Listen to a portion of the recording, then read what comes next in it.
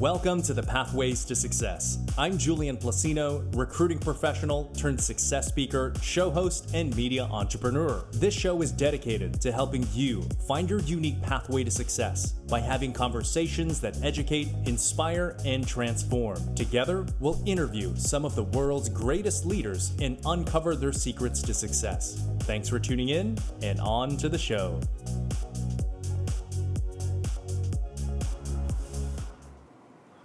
Welcome to episode 183 of the Pathways to Success, where we help you find your unique pathway to success by having conversations that educate, inspire, and transform with the world's greatest leaders. I'm Julian Placino, your host, and we have an outstanding show for you today. Today's episode is brought to you by City Central. City Central offers innovative workspaces for businesses to thrive. City Central offers everything from private offices and co-working space to virtual offices and meeting rooms. City Central has 5 convenient locations in the DFW Metroplex, including North Dallas, Plano, Uptown, Richardson, and Fort Worth. If you use the promo code PATHWAYS, you'll get 50% off your first 3 months. So if you're looking for an innovative workspace for your business to thrive, visit citycentral.com for a free tour and use the promo code PATHWAYS to get 50% off your first 3 months. So before we introduce our guest today, I got to give a huge shout out to everyone here tuning into the live stream. If you are watching us from Facebook right now, what I'd like you to do is head over to YouTube, type in my name, Julian Placino, and click the live link. It gets a little crazy looking at multiple windows, and I'd like to engage on the chat in YouTube. So if you're on Facebook right now, head over to YouTube, type in my name, and let us know where you're coming in from. So before we introduce our featured guest, I'd like to play a short clip to introduce him.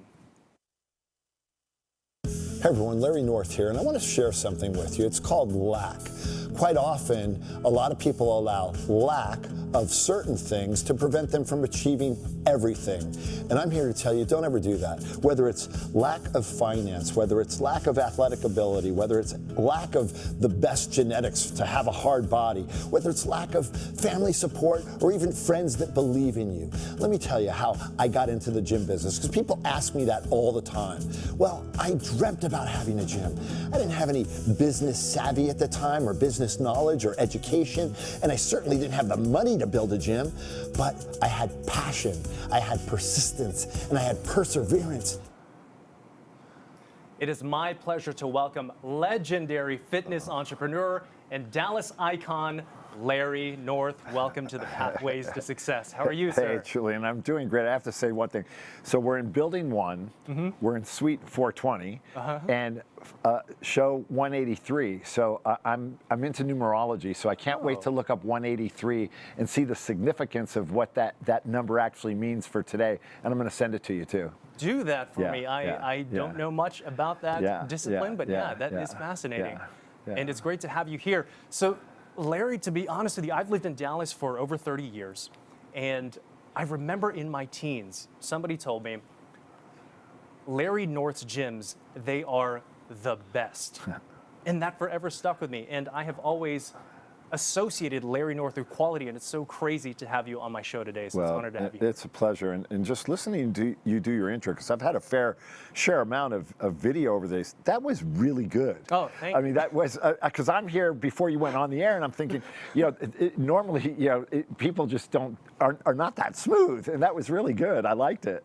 I started this as a passion project 4 years ago, just as my own podcast, but throughout the years, I started to attract sponsorships, have incredible guests, and eventually I was able to do this full time. You're meant to do this. This is a calling, no question about it. I greatly appreciate that, coming from you especially. So Larry, the show is called The Pathways to Success, and it's about helping our viewers find their unique pathway to success. Sure. And I've seen one of the best ways to do that is to give them vision by showcasing examples of individuals who've done great things, telling their stories and understanding what they've done to achieve those results.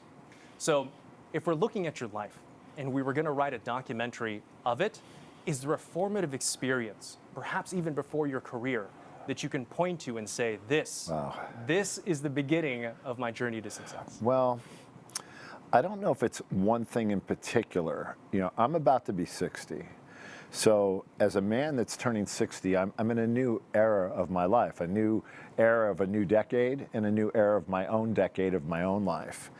And it might be easier just to sort of reflect back a little bit to the beginning. So I grew up, I was initially raised by a father that was born and raised in Brooklyn with a 7th grade education, who grew up sort of in a time where, you know, the mobsters, they looked up to that, to those type of individuals. My dad ended up basically he never had a legitimate job that I could ever remember other than driving a cab at the very tail end of his life. He was a degenerate compulsive gambler. He was arrested way too many times to count, and in prison more times than he should have been. And so that gives you a little bit of an idea. And just looking back at, you know, people are talking about the stock market and is it going to be a bubble again? And I think, well, you know, I grew up in the 70s, and I remember long gas lines. I remember my mom having to collect welfare checks. I remember my mom being grateful she had food stamps. I remember waking up and knowing that the electricity must have gotten turned off. I remember times more than once where we were evicted, and one time in particular where we have all our belongings and it's pouring down rain and we're stuck outside. So I remember those moments of life, and as a result, I know certainly where I came from. And all that while, like even in the worst of times, and my mother is 87, she lives in Richardson, God bless her, she's in good health, she's just sharp as a tack. But I used to frustrate her as a child, really up until my teens, because I would always say, it's gonna be okay. It's going to be okay. And my mom would get frustrated. She goes, but it's not okay. But it's going to be okay. Because I always knew in my heart that things were going to work themselves out.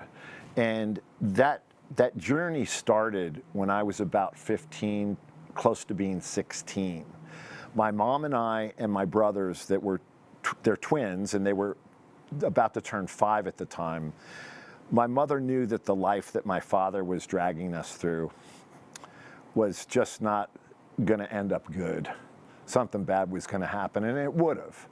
So in sort of a last-minute ditch effort to try to salvage our lives at that time and start anew, my mom just decided in the middle of the night, my dad was actually at a halfway house, and he wasn't there. He wasn't going to be there for the weekend, and we got in our car and put as many belongings as we could, and it was an old car. It had roll-up windows. It didn't even have air conditioning. It was the beginning of the summer. And we headed out, for all places, Las Vegas, from New York, because my dad was banned from Las Vegas. Wow. So she felt safe there if we had made it there. And it's interesting, I see the sign, welcome to New Jersey, like New York, New Jersey, and our car breaks down. Right there. We didn't even get out of New York hardly, and the car breaks down. And there was a big metaphor as a result of that breakdown, because ultimately we did end up in Vegas. But throughout that drive, there was mechanical breakdowns, there was road detours, we got lost a few times, credit card didn't work, and there was bad weather along the way. And so in essence, I believe that happens in everybody's journey. You're going to have a mechanical breakdown. You're going to have a road detour. You're going to be faced with bad weather, and you're going to be faced with challenging situations. We get to Vegas, and my mom wakes up the next day. She says, Larry, I'm going to need your help. We got to pack the car. We got to get out of here. I'm like, Mom, we just drove across. I mean, you got to be kidding me. Why? This is where we're supposed to be. She goes, no. She goes, I've had a really bad dream, and this is not where I want to raise my children, in their father's temple. But Mom, where are we going to go? She goes, I've been reading a newspaper, and it looks like there's opportunities in Houston. I'm like, Mom, we're from New York. We don't know anyone in Houston. She goes, that's right. And that's where we're going to go and start a new life. So, well, we picked up the car. We waved to the Grand Canyon the second time, and 5,500 miles we traveled.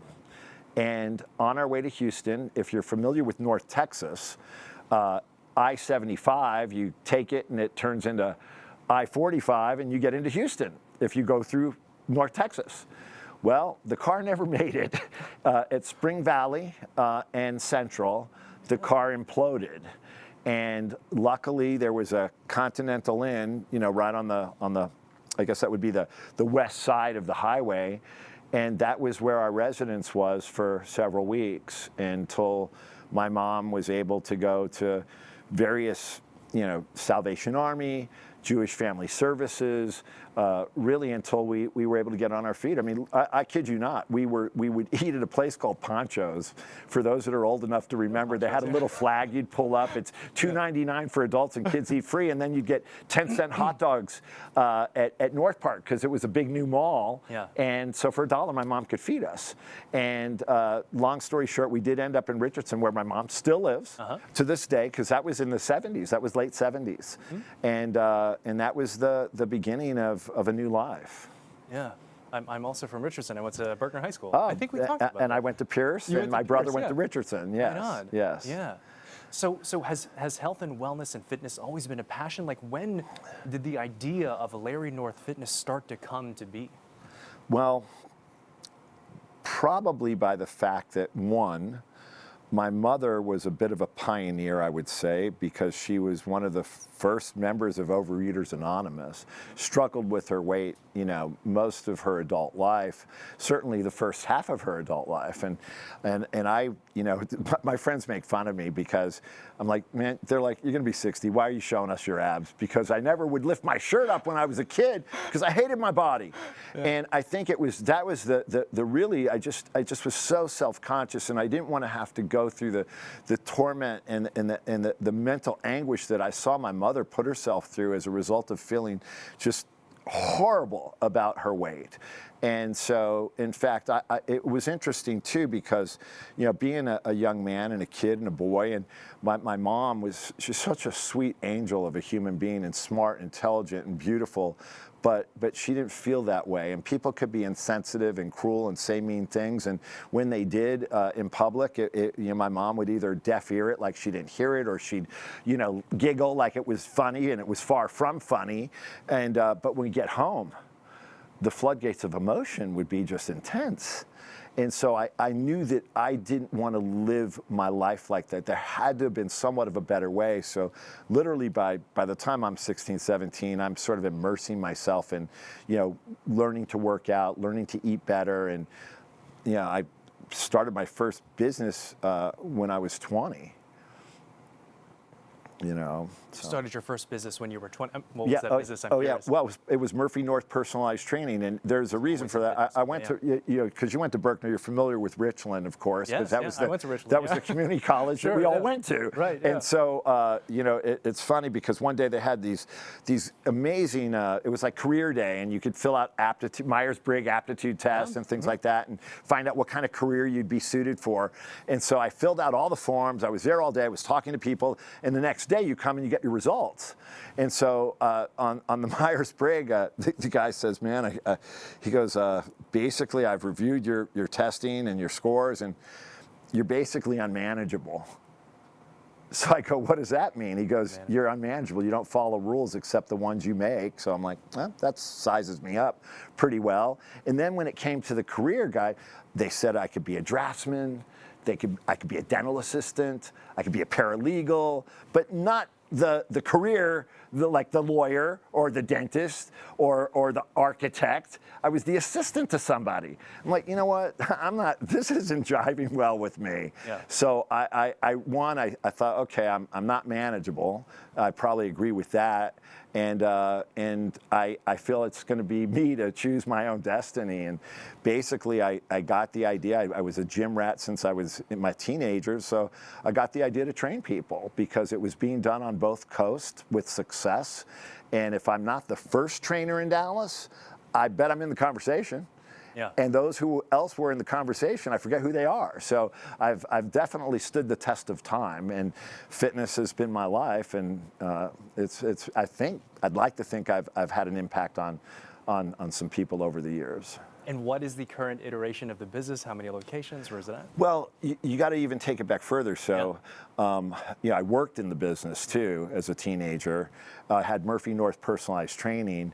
Before I opened my first gym, I got on radio, and on a big station, by the way, KLIF Talk Radio at that time was the talk giant, and 34 years I stayed on radio, and then I just through that, ended up opening my first gym at the Highland Park Village. And if we have time, I'd love to tell you the story, because this is really where it all started.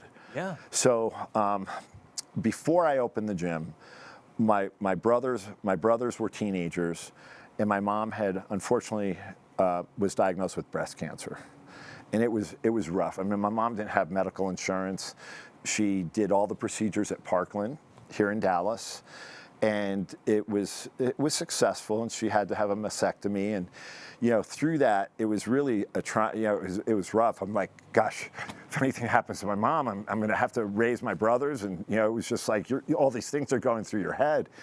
But she came out of it, well, but she wanted to recover on the West Coast with her sister, and so my brother Alan went with her so she wouldn't be by herself. And Adam, I opted to have Adam live with me. In fact, right by Richland, Skillman Abrams over there. We were, it is, yeah. And it wasn't a good area at the time when we were there. And my brother always describes it. You always know you're not living in a good apartment when pizza doesn't get delivered to your house. So it wasn't that bad, but it was sort of bad. And we lived on the 3rd floor, and he had a bedroom, I had a bedroom, no furniture. We had mattresses in each bedroom, and we had a big TV in the living room, but no furniture. And so one day, I come running up the steps, and I've got a piece of paper in my hand. I said, Adam, wake up, Adam. I want you to look at this. This is a lease. I signed a lease to open my first gym in the Highland Park Village. And he's like, Larry, you don't have any money. He's just so sort of disheveled. I said, but come on down right now. I got a new piece of furniture for our apartment. Comes down, there's a treadmill at the bottom of the stairs. So we lift it up 3 flights and get it into the apartment. And I'm like, Adam, I got to do a million things right now. And so I'll be back in a couple hours. Come back in a couple hours. My brother has put the treadmill where he could see himself in his bathroom mirror, and he's got tighty-whities and sneakers on. He's jogging. I'm like, what are you doing, Adam? He goes, if my big brother's going to open up a gym, I got to get in shape, and I'm just going to motivate myself by looking at my fat in the mirror. So I shut the treadmill off. I said, put some clothes on, and come sit down with me. Sits down. I said, Adam, this is not your dream. This is my dream. I've always dreamed of having a gym, and because I've always told you what it's going to look like, how it's going to be equipped, how it's going to be clean, how people are going to be greeted, because it was in my head for so long that I had the vision for it, and it is my dream, and it's not your dream. But Adam, I'm going to need your help. You're my first employee, whether you like it or not. And I said, but tell me your dreams. You're my brother. If you help me get started in my dream, I promise I'll do everything I can to help you live your dreams. And he looked at me and he goes, well, I want to retire when I'm 35. I want to travel around the world and live the good life. Like he had been rehearsing this moment. I go, what? He goes, I want to retire when I'm 35. I want to travel the world, and I want to live the good life, Larry. We haven't lived a good life, and that's all I care about is living a good life. Bingo. Okay. So we end up getting this gym in the Highland Park Village. I didn't have any money in the bank. None. I'm talking about none. Not 500 in the bank, not 2,000 in the bank. I had no money in my bank account, yet I signed a lease for the Highland Park Village. The reason I was able to do that, it was owned by Henry Miller. And Henry Miller III wanted me in that village because I told him I couldn't train him in the Highland Park area because I live in far north Dallas. So it's like, how would you like your own gym? I go, I'd like one. He showed me the space. I said, I'll take it. And then, of course, we negotiated the lease and all that. But I had no money. Now, long story short, there was some lack there. I lacked money. I lack business know-how because I'd never really run a business other than my own, which was the personal training, which is me and myself, and that was pretty much it. And I lacked a lot. I didn't know how to hire people. I didn't know how to interview people. Didn't stop me. I just, long story short, we know that we could come this April 1st. I've been in business 32 years. Amazing. So I obviously got the gym open. We don't have enough time to tell all the there's some really cool stories in between. Yeah. Maybe some other time we could talk about them. Yeah. But I was able to get the gym open. But there's a really, really beautiful, beautiful, inspiring story behind it. It's my brother, the one that wanted to retire early. I would say he did not retire at 35, retired at 36. Oh, wow. He did not travel the world once. He did about 6, 7, 8 times. He liked getting that ticket on American Airlines they used to offer. If you go the same direction, you keep going around. Mm-hmm. And he went to Thailand, he went all over the world to decide where he wanted to really sort of settle down. And currently, I don't know if he's going to completely settle down there. He lives in Tulum. And he lives in Tulum, living the good life with the love of his life, Yeva, a Russian-Israeli beautiful human being, and he does his thing, and it's pretty cool. It's a cool story. Yeah. That's amazing. Larry, we had to take a quick commercial break to hear from our sponsors. You want to transition out of your career and do something tech related. CodeUp is the place for you. When I came to CodeUp, I was actually working at a chain hair salon. It was just starting not to be for me anymore. My goals were to never work a weekend ever again, to have full health care and benefits, and to just have more time with my son. And now I've met all of those goals. I don't have any regrets. I just regret not coming sooner when I saw those billboards and I was driving down the highway.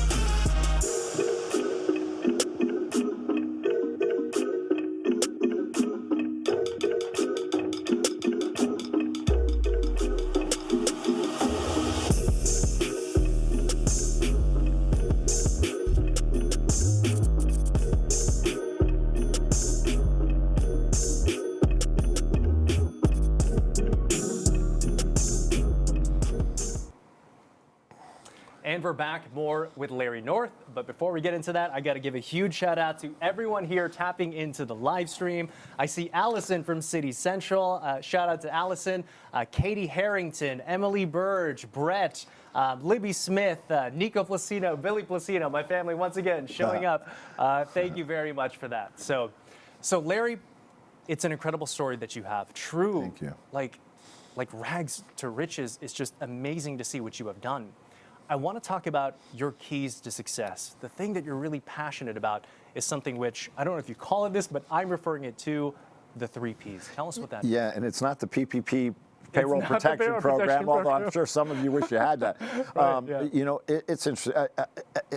I break things down pretty simply, and you know, there's so many things and attributes that various people have to be successful in various fields. For me, it's pretty simple, and I've had mentors from, you know, Ross Perot to they're older mentors in a sense. He's deceased, but Ross Perot was a mentor. Norm Brinker, who started Brinker International, was a friend of mine. Darwin Deason, who sold his company to Xerox for billions of dollars, is a beloved friend. So I've been very fortunate to have some very high-level business people influenced me to a great deal, not to mention the amount of reading and listening and seminars that I did when I was younger.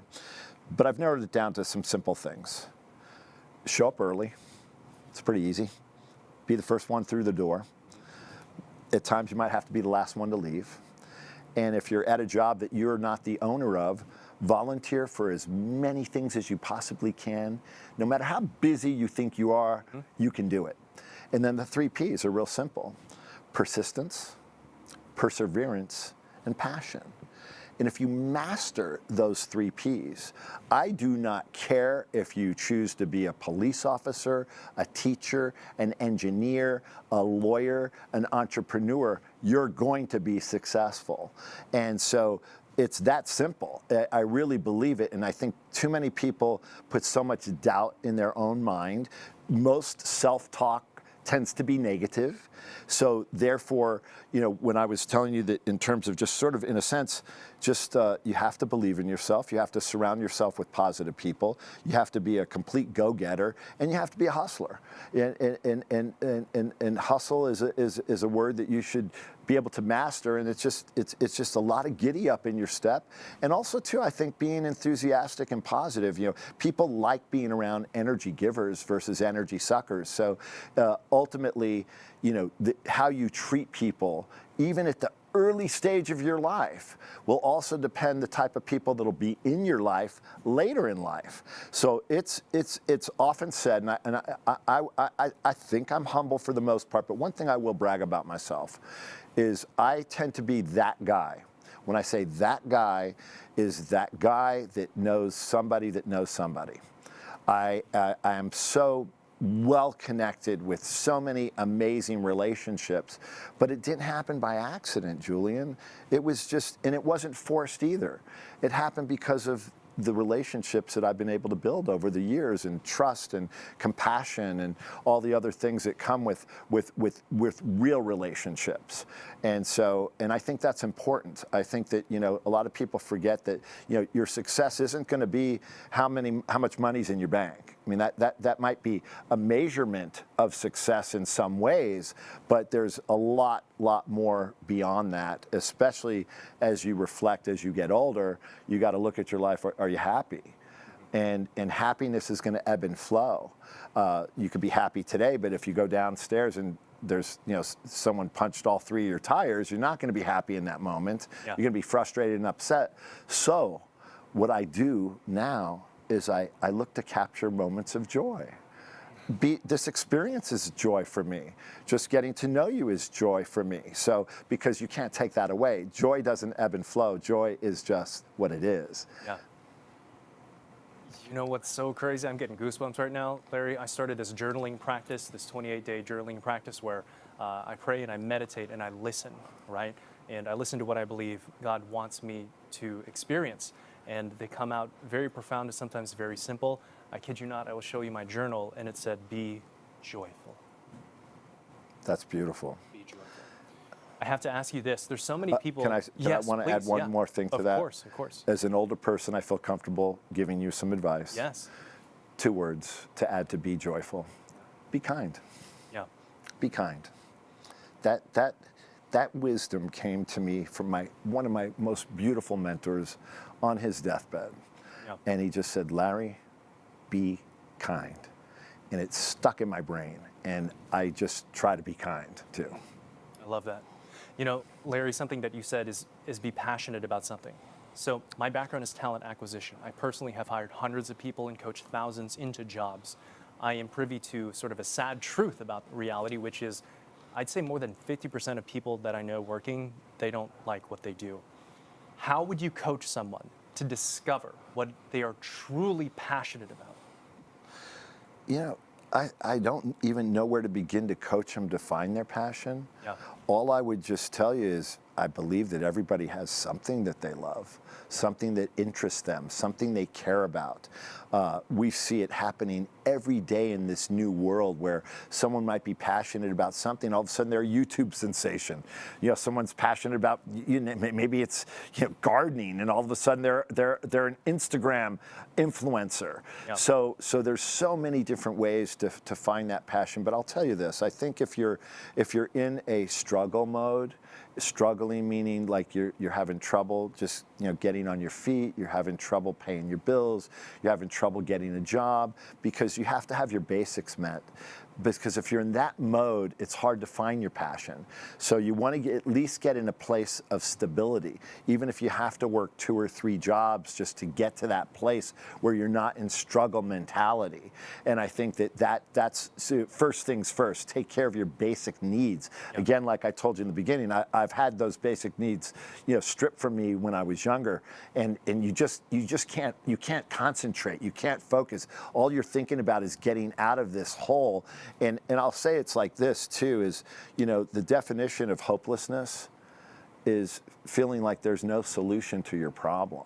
Yeah. And I would say for 99% of the people that ever get into that bad place in their head, there's always a solution to your problem. And ask people. One thing that you're very good at is just picking up the phone and asking, hey, Larry, I don't know you, but, would you meet me? Yeah. Yes. I said yes. I didn't know you. I said yes. You said, hey, would you be on my podcast? I said, absolutely. Yes, happy to do it.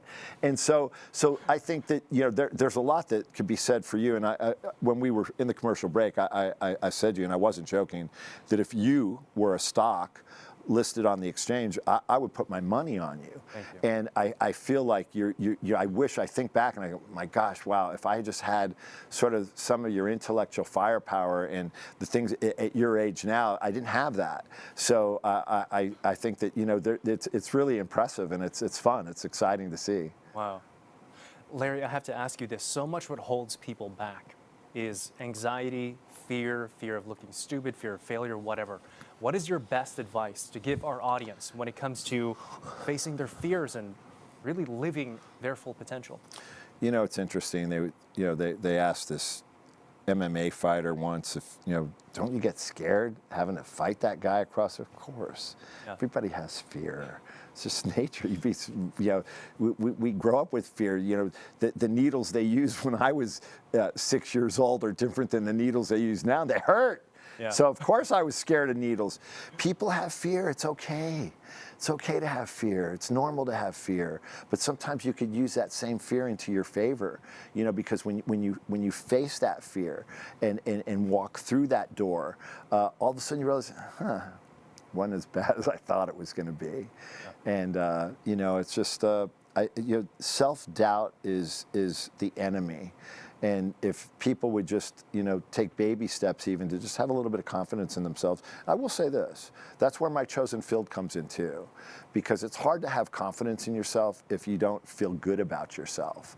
Yeah. Eating right, exercising, feeling good in your clothes, feeling good out of your clothes, making good, optimal living choices really sort of can catapult you. And the other thing is, don't allow things that are out of your control to weigh heavy on your heart and on your mind. Just focus on things you can control. Like right now, there's a lot of, we're all divided. We have a new president. There's everyone's like flipping out right now. It's like, well, you know what? I can't control it.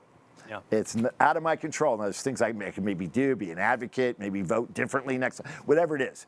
But the reality is, forget about that. Just focus. You can wake up early. You can get to the gym. You can make good food choices. You can take supplements that build your immune system. You could contact 2 or 3 people today and say, hey, I've been thinking about you. I love you, man. I appreciate you. And just make them feel good. So those are so many things that you could do to just, just keep things moving in a positive direction. Yeah, I love it. Larry, I want to go to the live stream. I've got a question here. Actually, it's from Tom Halsey, who's actually a previous guest. He's also the author of the book, The Winning Mindset That Changed My Life. And he wanted to ask you this. He said, Larry, what life lesson did you learn the hard way? Ooh, gosh, I've made so many mistakes in my life. All right, I'm going to keep it business, okay? Sure, yeah. 2 things. Seeking advice, but not following it. In other words, I'd seek advice, but I didn't listen. Okay, yeah. People had the answers, and if I just listened and taken the advice, it would have saved me, literally in my case, hundreds of thousands, maybe millions of dollars. The other thing is, read it. read those documents. Don't just hand it to your lawyer to read for you. Read everything. Read your lease yourself. Read everything. Sign every check. Open every piece of mail. Return every single phone call. Be that person. And so, and you don't have to be a lawyer or an accountant to be able to read a P&L sheet. Pay attention. So you can't manage what you don't keep track of.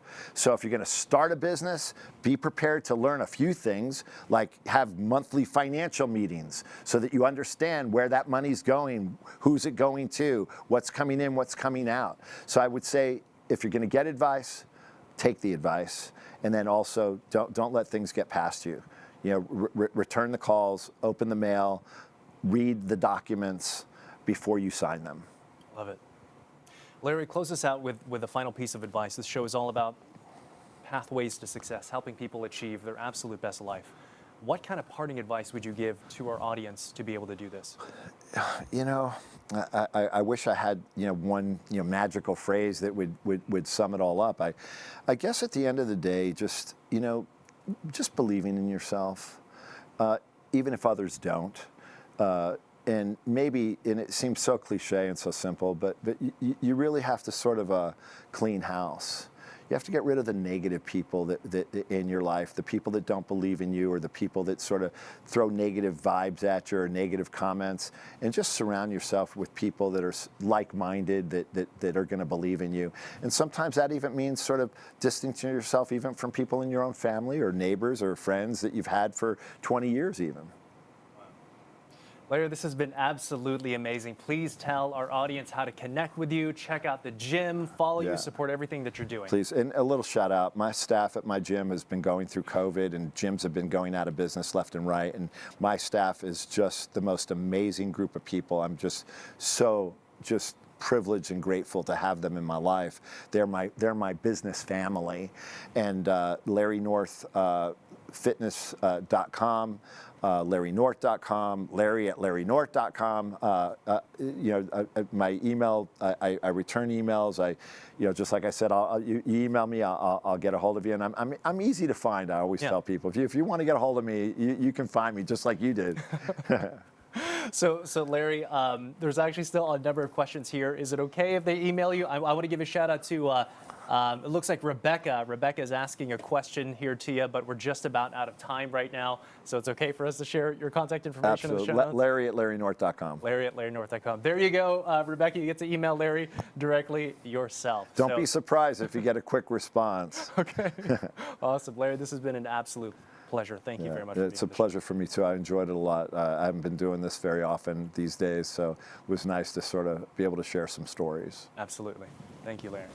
Greatly appreciate it. My pleasure. And everyone else, thank you all for tuning in to another episode of the Pathways to Success. As always, make sure to subscribe, hit that bell, follow me on social media, and share this out with people who you know that may benefit from it. And again, of course, big shout out to our sponsors, Code Up, City Central, Dead Soxy, and we'll see you next time on the next episode of the Pathways to Success.